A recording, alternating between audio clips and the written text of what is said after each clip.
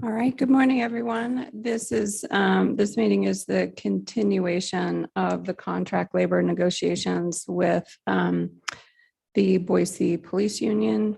For the record, I'd like everyone to go around and introduce themselves. And then also we have three people virtually today. My name is Courtney Washburn. I'm the Chief of Staff for the City of Boise.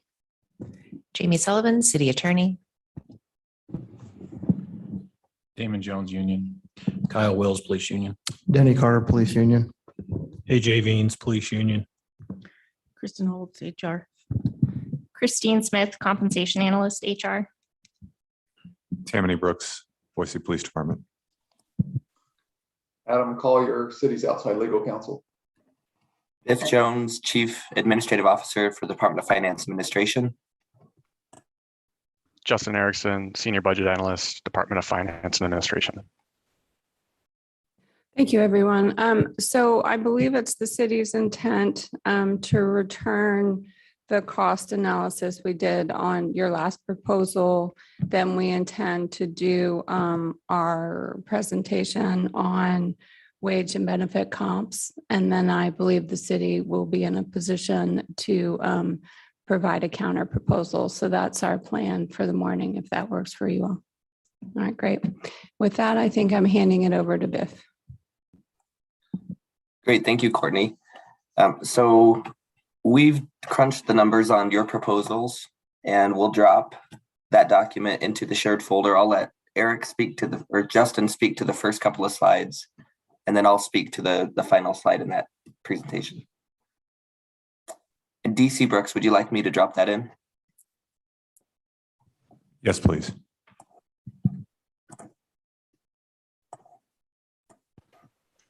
Just for clarity, because this may get a bit confusing, this is the economic impact of your proposal of the work we did, not our proposal.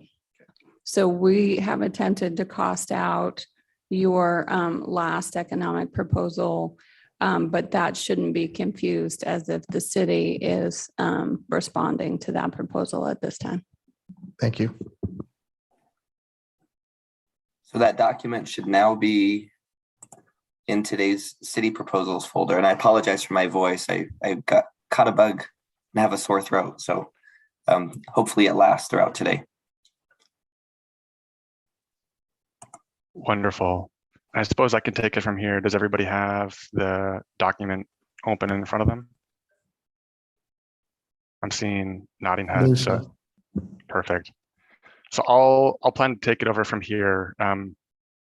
So what I'm planning to do today is walk through two slides, and then, as I mentioned, hand it over to Biff to take over the summary. But before we walked through the economic implications of your proposals, we thought it might be helpful to walk through our methodology for costing out your proposals, just so we're setting a ground understanding about the methodology and the tools that we utilize to do so. So on the first slide, you'll note that we utilize two methodologies. One is utilizing our Questica software. So Questica is our city budgeting software, and within that software, we have the ability to budget position by position and effectively cost position by position. So what we did is we started with the police contract positions that had budget authority in fiscal 23. We then took certain the pay scales, the pay grades, et cetera, from your proposal and went through those. So we'll get to that in a moment. But on this first slide, we're essentially outlining that within Questica, we were able to cost out your base salary, your certification pay, your VIBA, and your incentive. And on the next slide, I'll dive into that a little bit more detail.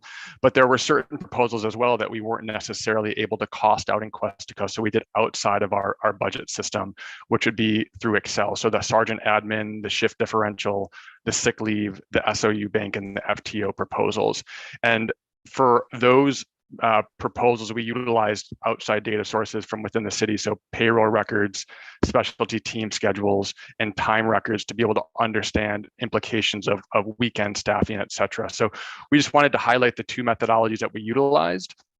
And then I'll go into a little bit more detail on the next slide, which is the Questica capabilities of how we actually built this out in the software. We'll keep it pretty high level.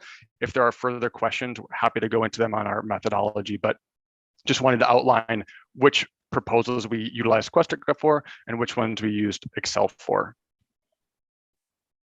So if we go to the next slide, this is at a high level how we outline things in Questica. So as I mentioned before, we're able to utilize a position-based budgeting in Questica, which allows for that position by position costing. And so we started with our fiscal 23 budgeted positions that have budget authority. And what we then did was we took the pay grades and the ranks for sergeant, corporal, police officer, and the applicable base rates that were provided in the proposal and uploaded those into the software. What we were then able to do was assign those positions that had budget authority in fiscal 23 and essentially assign them into the applicable grades and steps. And the way that we assigned the positions into the applicable grades and steps was based on time and grade. So if I'm a police officer with 2 years of time and grade at the police officer, I would then assign them into that applicable step based on the steps in the proposal. And then what's pretty neat about the system is that the system is then able to generate salary implications based on the assumptions and based on the items that we were able to import into the system. So it's able to handle those salary calculations by position. And then on top of that, the system is also able to generate certain benefit implications. So think PERSI, tax, healthcare, based on the salary numbers that were generated on the proposal. And within the system as well, we're also able to adjust the benefit levers. So think of the VIBA percentage proposal that you outlined. We're able to change those percentages in the system and see an individual cost implication for each employee. There are additional things that Questica is able to do. So we were able to cost out the specialty team, the incentive pay, the certification pay within the system as well. So we're able to assign individuals to applicable teams and the pay rates based on the proposal to also generate those cost implications. So I know that there's a lot of things that are happening behind the scenes, but we thought it might be helpful to ground everybody first in the methodologies. Happy to take questions on the assumptions. Otherwise, I can turn it over to Biff to walk through kind of the high level summary of the actual cost implications. I don't think we have any questions on the methodology. Thank you. Sounds great. Thank you, Justin. So if we can roll to slide number 3, you'll see a summary presentation of the cost implications. And Christine, if you could do me a courtesy, you're in the room. If any of my presentation gets jumpy or if my internet connection isn't stable, if you could just send me a Teams message, then I'll stay in tune with that. Sounds good. So we did our due diligence to look at police department personnel budget authority in the current year. So there's a column for current year. There's a column for year 1. So that's total estimated cost in fiscal year 23, assuming each of those proposals went through. Then projected fiscal year 23 cost is the difference between the current year and the projected cost in year 1. And then the percent increase would represent the percent increase in fiscal year 23. And so a few comments. So let's focus just on that top line, the union wage proposal impacts. So if you look at current budget authority associated with police personnel, that 49,758,000, I want to ground us in what that number really consists of. So it does not include the health contributions that the city's making for union medical dental, and it does not include either that number nor the year 1 number. We've netted out one-time swings in personnel costs. So think new FTEs that were added that wouldn't be consistent between the 2 years, or training budget authority that's been shifted. We've tried to make it as apples to apples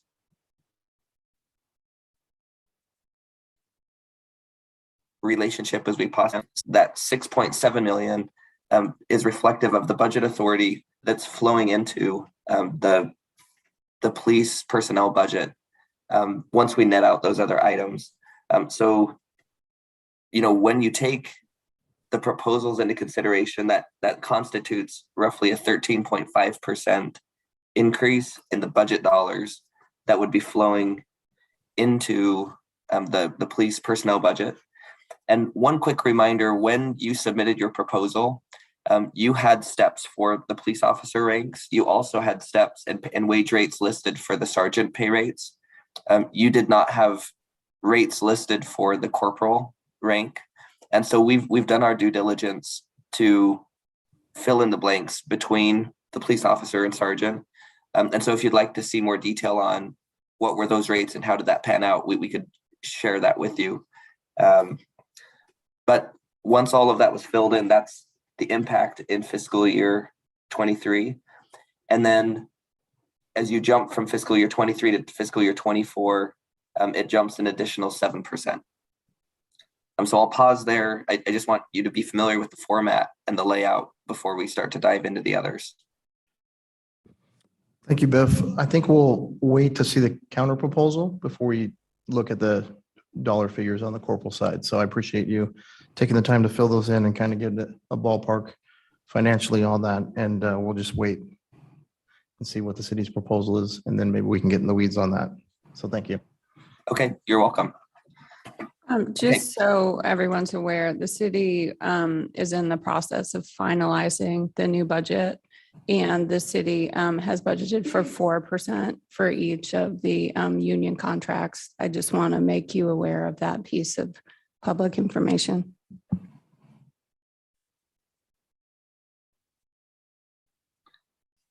Great. Okay, so as we look down the list, so I'll talk through some of the elements that we were able to cost out. There's one element, the on-call pay. There's enough nuance, and we've got some clarifying questions of the union if it's appropriate later today, after we give our proposals, if there's some time at the end. We've got some clarifying questions that will help us better cost that particular piece out. But there was some overlap between the different groups and the different sections of your proposal that made it difficult for us to cost that particular piece out. So setting that one aside, the others, the costs are reflective there. So if there was a fiscal year, if there's a current benefit in place, for example, VIBA, we'll focus on that line. We estimated, how much budget authority is attributable to the police contract employees in the fiscal year 22 budget, $277,000. And then based on the net impact of your proposal, so both growing pay rates as well as increasing the rate of contribution of VIBA, it would add an additional $182,000 to that VIBA benefit in fiscal year 23. So any questions about how that data is lined out in that line?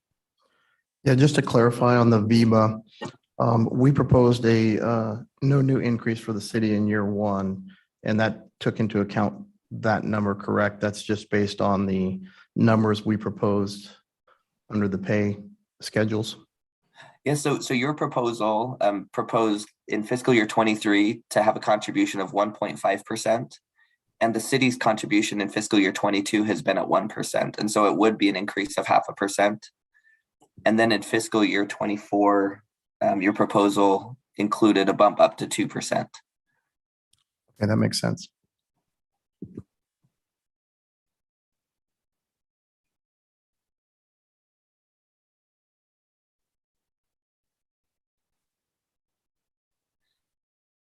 And Justin, ground me in reality.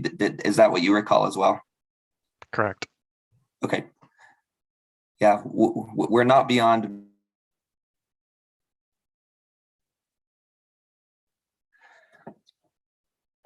Okay, and so, rolling in the certification pay, you can see that constitutes, so I won't dwell on every single line as long as we have on the first two, but you can see the cadence down the page, the projected cost implication, budget implications, along with what % increase that would constitute over the current police personnel budget. And so when all things are taken into consideration, absent that on-call pay item, we're projecting that your proposals constitute an addition of $8.1 million to the fiscal year 23 budget, which would be about 16.4%. And then for fiscal year 24, the sum impact of those proposals would be an additional cent be added in fiscal year 23.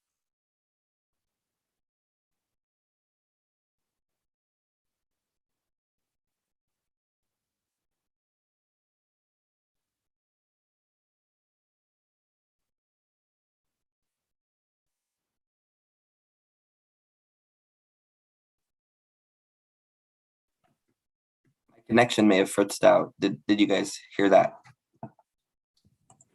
If I think we're trying to track, you're coming in and out, I would recommend you try turning off your video and seeing if that improves your connection. Do you all have any questions about what Biff just went over? How far down did you get, Biff? Because you cut out. Yeah, I'm happy to speak to it. So I just, rather than walking line by line, I just wanted to get you familiar with the format and then highlight in the percent increase column that excluding the on-call pay item, which we haven't fully costed out yet, the sum total of all of the union proposals constitutes a 16.4% increase over what's in fiscal year 22, or adding $8.1 million to the personnel budget. So one quick question, Biff, on your methodology on the FTO MOU and the costs of that. That's a continuing cost. Is that due to the raises that we put in the pay scheduling? Because currently that's already in a cost that exists. So is that number new, or is that an additional number to the existing? Because prior to the MOU, officers were granted overtime, and that's been a continued budget item for a long time. So I'm curious if that's just an increase or if that's starting from ground zero, I guess. Yeah, great clarifying question. And remind me, I may be off on the dynamics for the overtime that used to exist versus the 5% pay incentive that currently exists. Were those swapped out holistically? Yeah, so basically the amount of overtime and the percentage were kind of a wash for the city. It was no net gain or loss. It seemed to be an average when we ran the numbers and when the chief proposed it. So I guess that's what my question is that 120 representing pay hikes, or is the 120 ground zero up? Yeah, so based on that information, our calculations are erroneous then. So we need to net out the prior overtime cost. So for that line, let us go back and sharpen our pencils, but it would not be that full 120. That's the cost of the program for the 5%. We need to then populate the prior cost of the overtime, which should be in that current column. So that's that one. Okay, thank you.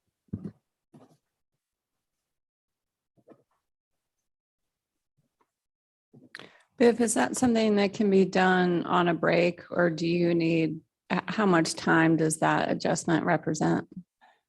Depending on how the day goes, we might be able to fill that block in on the break. I'll have to look back at our calculation notes when we had finalized that original MOU. Okay.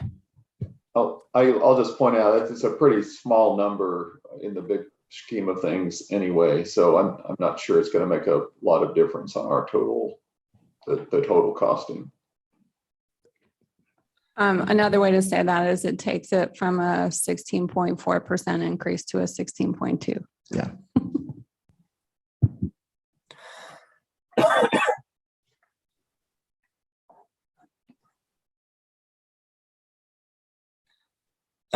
If there are any further questions.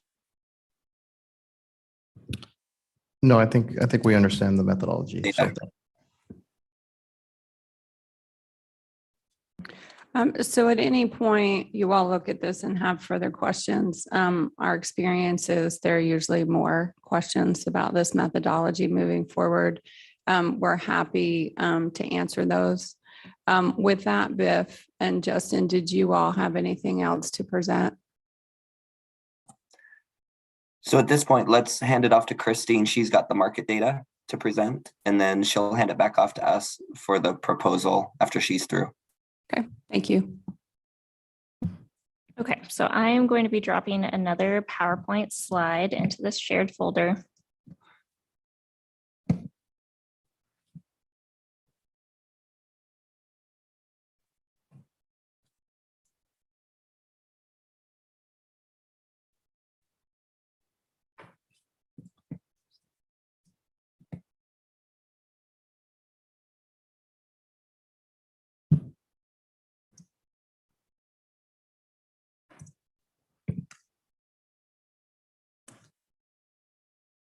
Mine is also blank.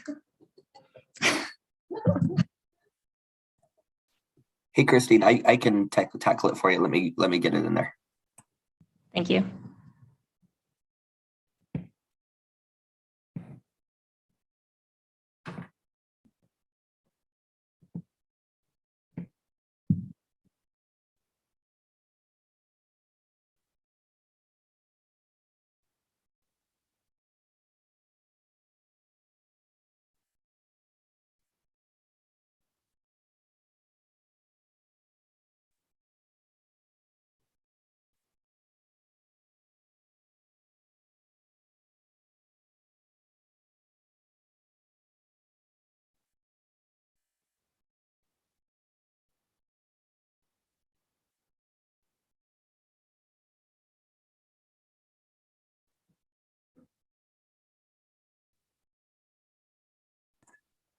Okay, it should be there now.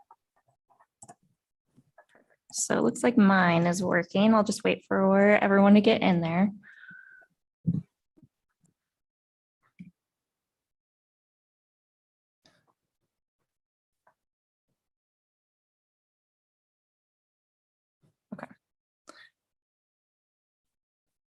So as we were preparing for our counter proposal, we wanted to share some market data with you. So we actually went out and collected some data either through direct public records requests, or we were able to scrape some other cities' website to collect their data around how they're administering pay for their police officers. So I believe that this list of cities was shared with the union prior to us entering into negotiations, but wanted to make sure that we reviewed it together. So we are looking at some peer cities in Idaho, but we also are pulling in some data from outside states. So from Idaho, we are looking at Meridian, Nampa, Idaho Falls, and Coeur d'Alene. Then we also went and pulled data for Reno, Salt Lake City, Tacoma, Salem, and Anchorage. Moving to the next slide. So this is a summary of the data that we went out and collected. So from obviously the base wages, but we also wanted to make sure that we were taking into consideration any additional pay items. So for our contract, that's primarily going to be longevity pay, but we also in the data that we were seeing saw that other cities were offering certification pay or education incentives. I created this other category, which is primarily around bilingual incentive pay. So if I saw another city that offered that benefit, I pulled that into the number that I'm using as a comparison. We also wanted to make sure that we were taking into consideration all of the health benefits that members of those cities receive. So that is our health benefits. So that is like our contributions to the health trust. If they offered any similar HRA or VIBA match, as well as any contribution, city contribution to a flexible spending account. And then it was also taken into consideration the employer's contribution to their retirement. So for all of the Idaho cities, that would be like Percy, as well as any deferred contributions or matches. So I was using the highest percentage match or contribution. And that would be like our 457 or our 401k. I also looked at other employer contributions. So if one of the cities were, their officers were still participating in Social Security, I included that number in their total comp value as well as any uniform allowance. So moving to the next slide. So with this data that we collected, I created 4 ranks of positions. So, and the strategy that I used was to create a similar set of qualifications around each of these positions, and then do my best interpretation of these other cities' compensation strategies of how they would administer pay. So the thought being, if we picked one person up and just moved them through each of these cities, what would their pay be, to try to create an apples to apples comparison. So I used the probationary police officer. So just understanding, right, as we look at how we're able to recruit, that would be the entry level position. I looked at a police officer 7-year, which I thought represented somebody sort of mid-year or mid-career. And then I did the police officer top step to try to understand somebody's earning potential under each of these cities. And then I did the same strategy for sergeants. So then moving on to slide 5.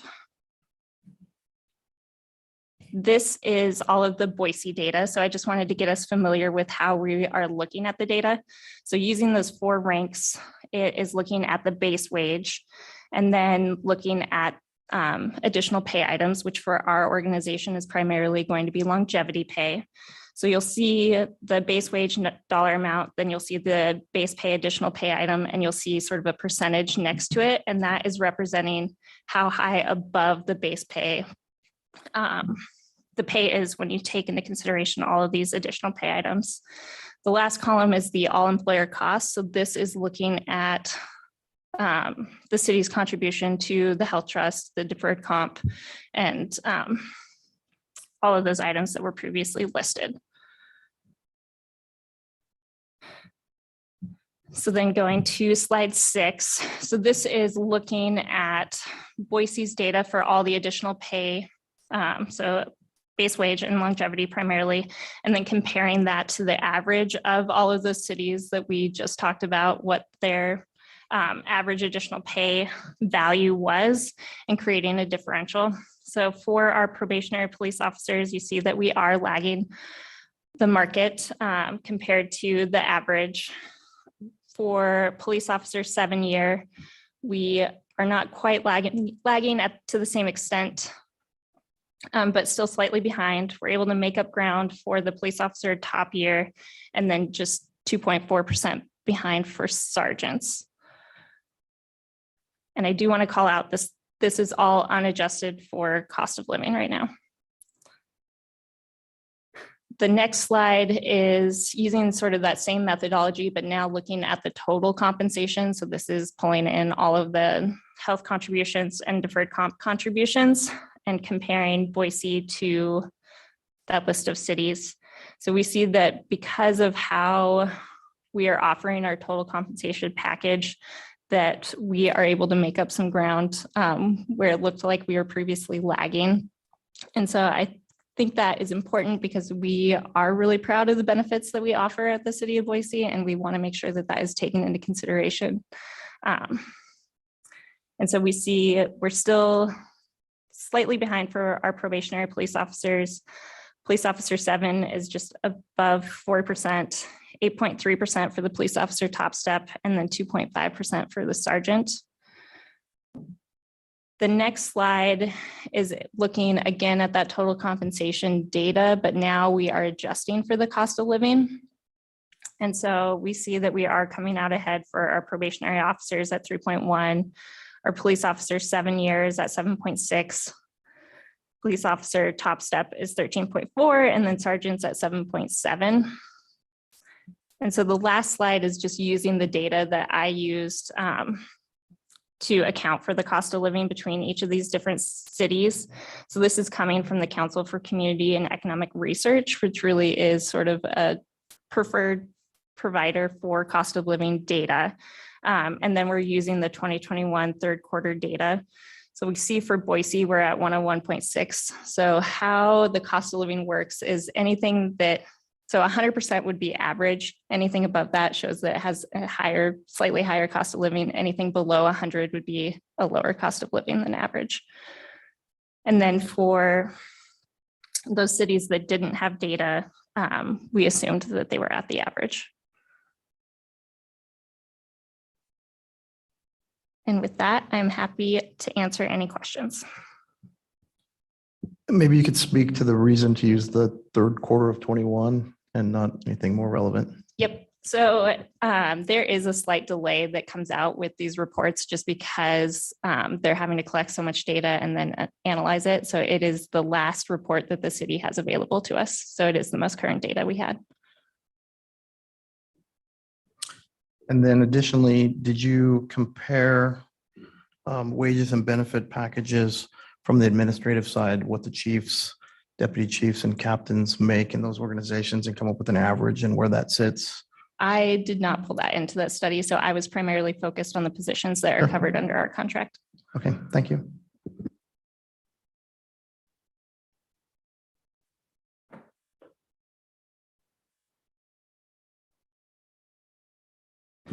And then I just want to clarify, we did not get that list of comparable municipalities prior to the contract, but Okay. not a big deal. Thank Thank you. you.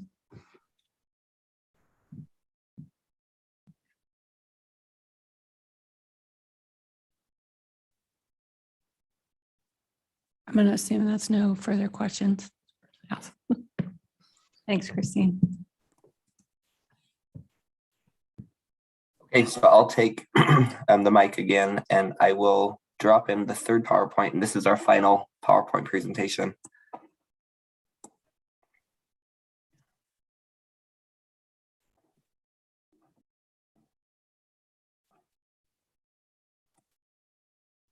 So please let me know when you're able to pull that up in the room. We have access to that, Biff. Okay, excellent. Okay, so I'll walk through this. There's just a few brief slides, but I'm trying to accomplish a few things. One, to be clear about the framework that we're putting on the table with this offer, as well as the pay rates associated with each step and rank, and then a crosswalk between how the current structure exists and how the proposed structure fits together with that. So if you go to slide number 2, I want to highlight that this transition to the new step structure includes, and this is compared to the model that was put together as part of the fiscal year 23 budget development. As Courtney mentioned previously, the city in its fiscal year 23 budget contemplated a 4% base wage growth for the police union. And then for modeling purposes, we also assumed a 4% base growth into fiscal year 24. And, off the top, I want you to know that the proposal we're putting on the table exceeds that contemplated budget authority for those 2 years by $250,000. So there's more money being put on the table in this offer than had been contemplated in the context of the fiscal year 23 budget development. Point number 2, this proposal does include a corporal rank with supervision responsibilities, as we've talked about before.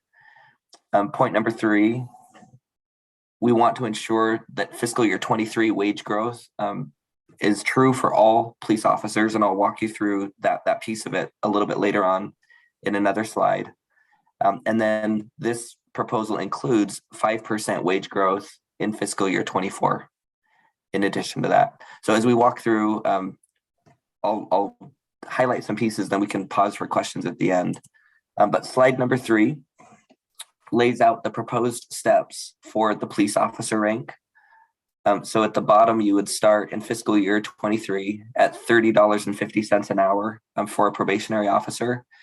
And then the percent increases on the left-hand column represent how much your pay would change as you go from one step to the next. And as we've discussed before, those steps would take place on an annual basis. And then you can see how that 5% growth into fiscal year 24 would impact those pay rates. Going on to the next slide. This slide, slide number 4, shows similar information for both the corporal, once again, corporal with supervisory responsibilities, as well as the sergeant, where the pay rates would land for them in fiscal year 23 and 24.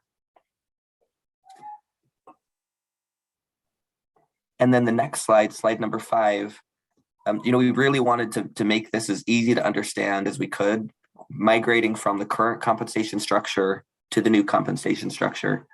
So although this slide is busy, let me describe it, and then hopefully it will make some things that might be questions in your mind a little bit more clear. So Justin gets credit for, or Christine gets credit for lining out the format of this slide. And then we all work together to try to bring it to as crisp a view as we could. But we wanted to line out the steps that are proposed in the new structure. So those are listed in the left-hand column. All the white section includes the steps that go into those steps that we talked about, with the exception of the NPO 10. So NPO 10s would fall down into step J in the new model. And then the NPO 15 and the NPO 20, those employees in those ranks would effectively be grandfathered into those ranks. And so there would be no further progression from lower ranking police officers into what is now the NPO 15 or the NPO 20, or a current corporal without supervision responsibilities. However, for all existing employees, we want to show you how they would transition into the new proposal. So the current structure column identifies the points at which there are pay changes for those different steps in the current structure. And the pay rates, if we did add a 4% pay rate change in fiscal year 23 and fiscal year 24, what those pay rates would be. Then the proposed structure, it now lands the pay rates into the new structure. It blacks out the NPO 10, but I want you to take notice that the rates on step J are higher than the rates that would have been applicable to the NPO 10 in the old structure. So employees that are currently in that NPO 10 rank, they would land in step J in this proposal, and their pay rates would exceed what they otherwise would have gotten in the NPO step.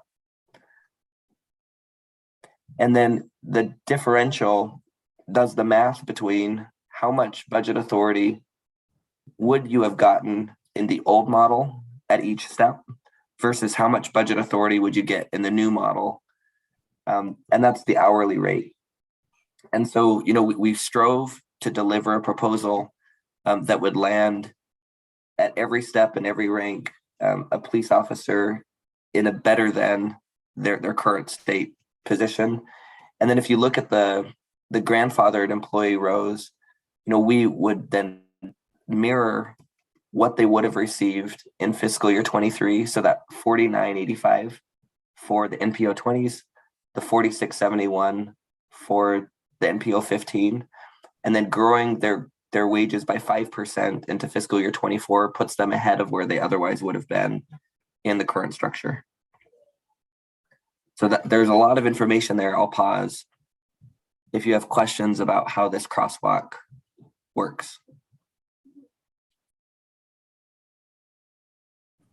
And you may be getting to it. I haven't thumbed down on the PowerPoint, but the lateral police officers, are you going to speak to that coming up?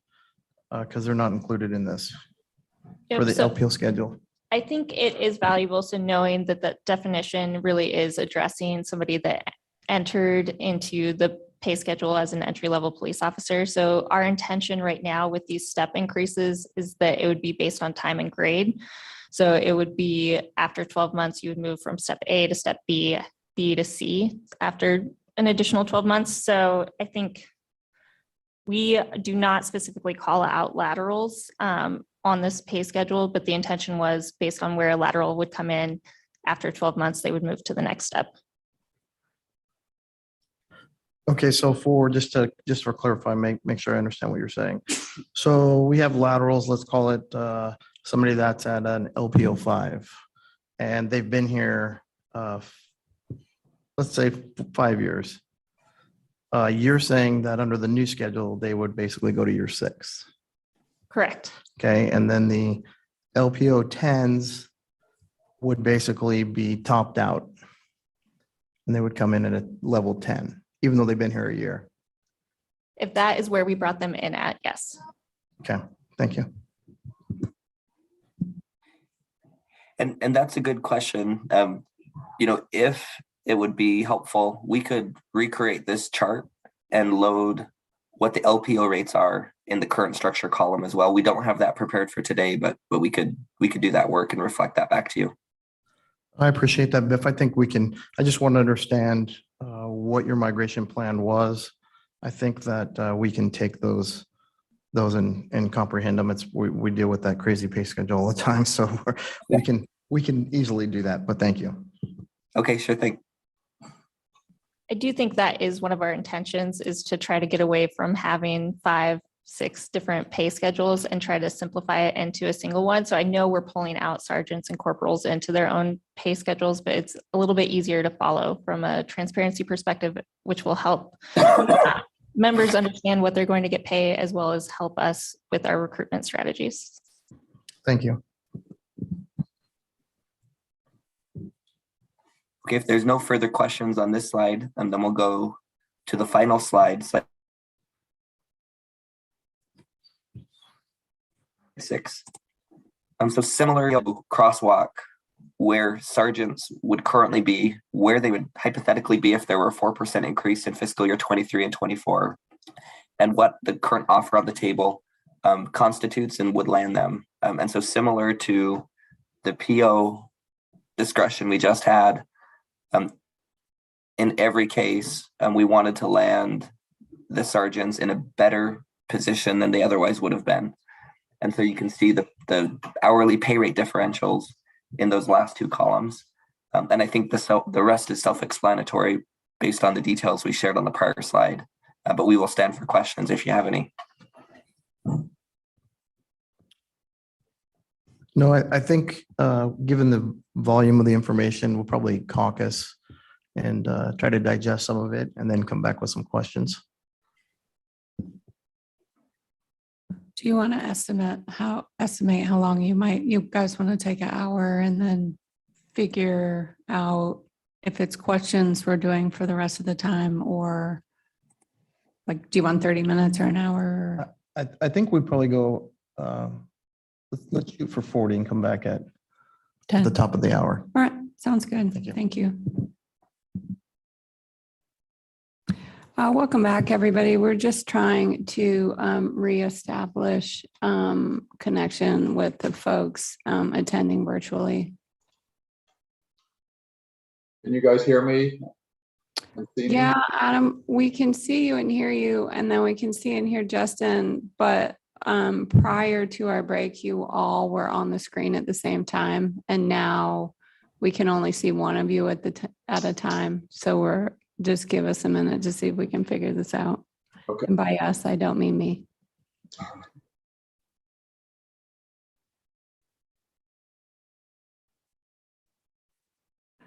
Biff, if you're on, could you unmute and say something so we can see if we can see you? Yes, I'm here as well. Okay, yeah. So if it's all right with the union, we'll propose to get started while they try to figure out how to return 3 people on the screen at the same time. And with that, I'll hand it back over to you. Thank you. Obviously, that's a lot of information to digest. I will also say that, we just quickly looked at the comparable cities and we had a discussion related to that. In our proposal, we didn't really include cost of living. We were arguing cost of living. We're not arguing comparable cities. And I think the primary reason that we elected not to do that, well, there's 2 primary reasons. The first being that we think the citizens of our community deserve a unique perspective, and the people we serve, we try to reflect the demands, the expectations, and the culture of our community.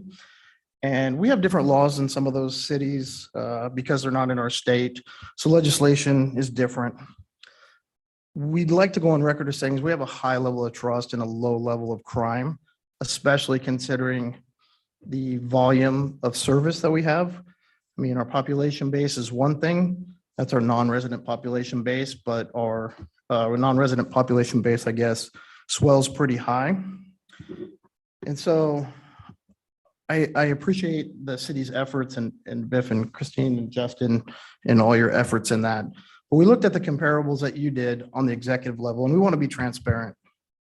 You know, when you look at their executive level, the average is 34% more. Our chief makes 34% more on average than theirs. So we're struggling to understand why that our chief should get paid so much and our deputy chief should get paid so much, to know that they have the same benefit packages we do, which their benefit packages outweigh the benefit packages of those other comparable cities. And yet we are not going to reflect that to our officers, to the people that serve the community day in and day out.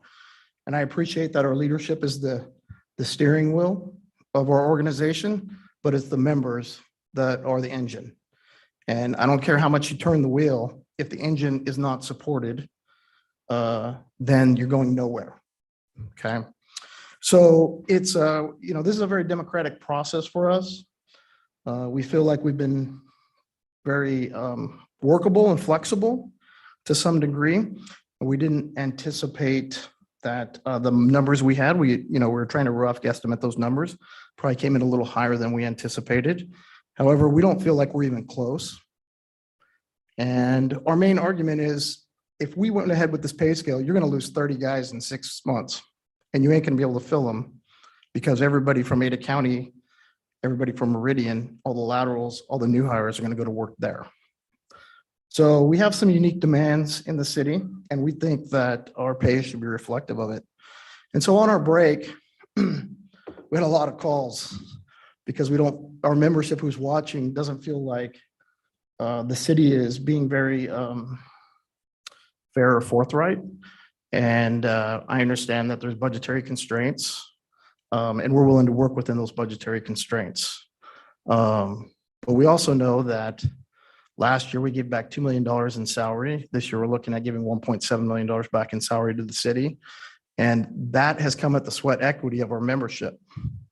And our members have had to work hard, and they've been stressed, and they've been overburdened because of the inability to get officers here. The pay scale that you guys proposed really does not help that. And it really doesn't help keeping members here. And it's really been very frustrating for our membership, which, we understand, we're going to come in at one position and you're going to come in at another position. We're going to try to negotiate that. We feel like we tried to come in at a somewhat reasonable level, knowing that we would probably have to push down a little bit. But we don't really feel like the counter proposal was equitable in that regard. We feel like it was a pretty low counter proposal. And so I don't really know at this point in time if we're going to even come close. And so I think for today, I mean, we can work with Biff a little bit as far as numbers or finding out what the numbers are for some of these categories. But the general consensus of our membership overwhelmingly is, yeah, there's no place to go from here. It's pretty low. So I think we're going to be done for today. And we'll figure out if we're going to come back with a counter proposal or where we go from here. Can I ask a quick question, Denny, about something you said? You said the Boise chief makes 34% more than the average of the comparators. Can you tell me which comparators you're referring to? We just did a quick internet search on the peer cities that you guys provided for the first time today. We just did a quick Google search. But I can tell you that the Meridian officers makes, as you know, from our previous argument, a substantial amount more than us starting in October. And their chief is going to make less than our chief, but yet not equitable. They're pretty close. And so we just understand why, from transparency why we're going to pay our leadership at the highest rate. And honestly, we feel like the leaders that we have in the city of Boise should be the highest paid in the state. It's the most complex city to work in. It has the most demands. Our community is very diverse. We have a unique culture that's not the same as Portland or other places. And as a result, our policing is a little different. And so it's just, it's interesting to me that the city would come back and hang their hat on benefits to equal out the pay discrepancies, but they're unwilling to do that on the chief's side. And so we're not advocating that the chief make less money. We think that he probably deserves the money he gets. We're just saying we deserve the money that we're asking for somewhere close based on the totality of everything. So that's kind of what we did. We just went back at them and looked at those comparables and tried to pull up internet-wise what was available. Came up with about 6, I think, out of those 9 or 10 cities, and looked at the averages. We were unable to compare the benefits, but based on what Christine said, we're assuming that our benefits are better, and that applies to the chief, even though he has a little increased benefits from general membership. So that's where we're talking about. Just for the sake of transparency, I'd like to add to this conversation that the city's approach in terms of general employees is very similar to the approach you just saw. So it's not, these salaries are not set at some random discretion based on intangible assets regarding the community. So with all the city's directors, executive staff, including all our general employees, we go through this process very similar to the information you just saw to set these salaries. So I don't want to get into a back and forth of who's pulling what data and making what comparisons, although we could if you want to. But our chief, our executive officers, our other directors' salaries are based in the same methodology we provided to you in our proposal. I appreciate that. And I'm assuming that they reflect the market. And just like if your department IT person, I'm sure the wage that they paid is a fair wage given the market. And our argument earlier was right next door, Meridian PD makes a substantial amount more starting in October 1st than every one of our officers and our supervisors. And we think that that's a fair comparison, because that's what the market's going to bear and drive. And so we've already lost officers to other agencies. We're aware of upwards of 15 people who are in the application process to lateral from the city of Boise.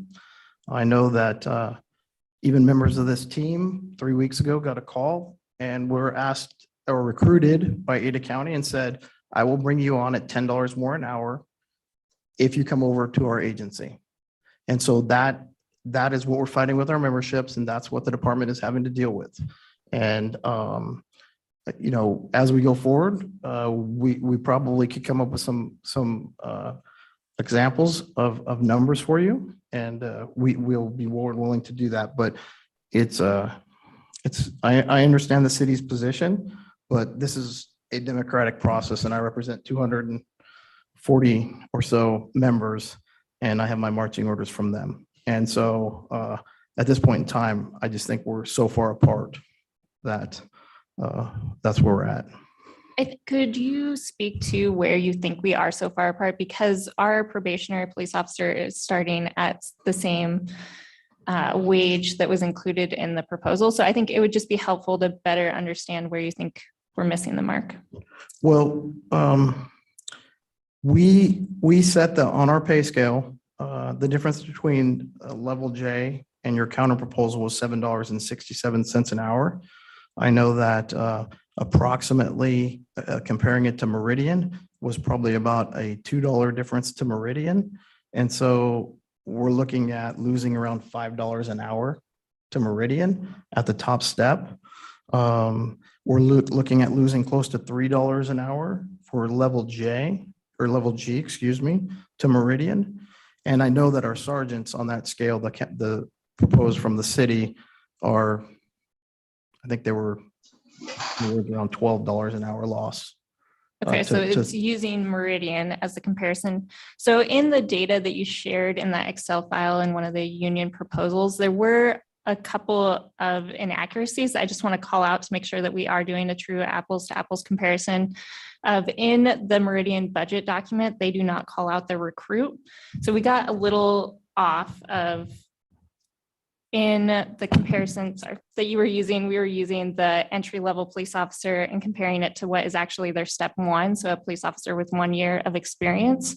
So it sort of shifted everything down. And then we were also looking at their FY23 numbers compared to our FY22 numbers. So naturally, they're getting 1 pay increase ahead of where we are. So I just want to make sure that we're doing a true apples to apples comparison, and I'm happy to relook at that number. I just want to call out that in the document that was shared from the budget book, it was missing a step. So obviously, we may not call our stuff the same, and I could only go off of the information that I had from the internet. So I'd be more than happy to look at the dollar figure that they had. Obviously, we're comparing 22 to, or our current to fiscal year 23, which is their fiscal year 23. And that's what we're arguing, our pay increases based on that. They're going to start in October with that.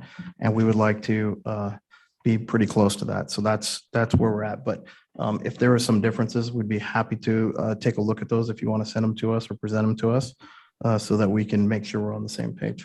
Okay.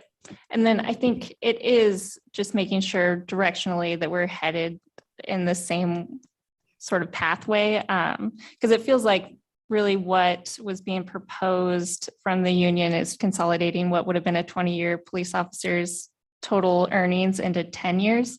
So if it's a consideration of we need additional steps or something like that, I think we're also happy to look at that. Well, I think that was one of the hurdles we were trying to overcome with the current scale, is that it's a 20-year scale. We want to shrink that. We know that just like that we have 3 pay scales and we're going to 1. And so, or we're proposing to go to 1. So that obviously causes some wrinkles, so to speak, right, in the issue. And we understand, but it defeats the goal of condensing it if we add more steps to it, right? And so we understand that when we shrink it, probably the 20-year guys are not going to get the same percentage pay raise as a guy going from 9 to 10. We understand that, right? And we're willing to do that. And our membership is willing to do that. It's just, that's one of the main goals, is to shrink it. So adding steps does not help that, and making it more complex does not help that.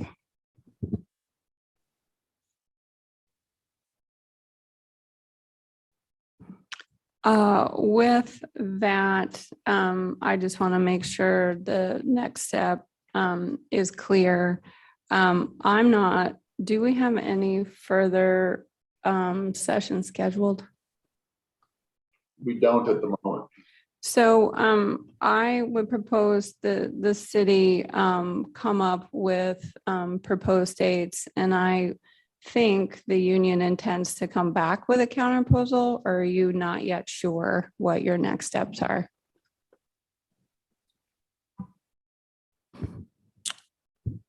Currently, our plan is to go back and discuss it with the membership. We received a bunch of calls, but obviously not 240 calls on that break. And so we'll go back and have a discussion. We can email Adam and let him know if we intend to come back with a counter proposal or where we stand. Okay. Would you like us to start the process of trying to schedule a follow-up meeting? I think it would help with everybody scheduling to schedule some stuff, and then we can always cancel it or go from there. Okay. Thank you. And with that, we have concluded this meeting for the day.